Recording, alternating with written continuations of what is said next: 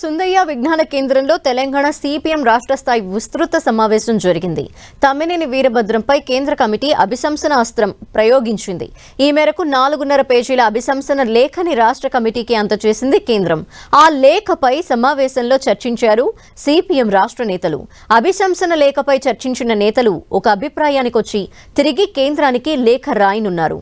మరోవైపు లొంగిపోయిన మావోయిస్టులు రాజకీయాల్లోకి వస్తానని ప్రకటించడంపై బివి రాఘవులు స్పందించారు. వాళ్లు కలిసి వస్తానంటే ముందుకు వెళ్లటానికి సిద్ధంగా ఉన్నామన్నారు.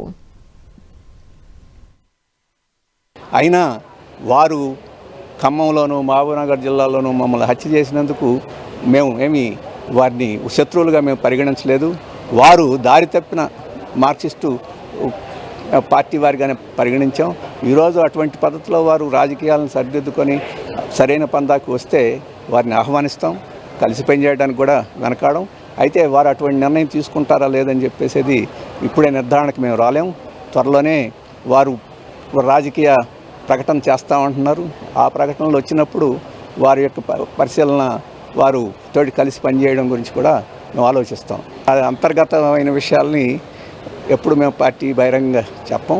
సమావేశాలు జరుగుతుంటాయి. ఆ సమావేశంలో నిర్మాణ సమస్యలు కూడా మాట్లాడుకుంటుంటాం.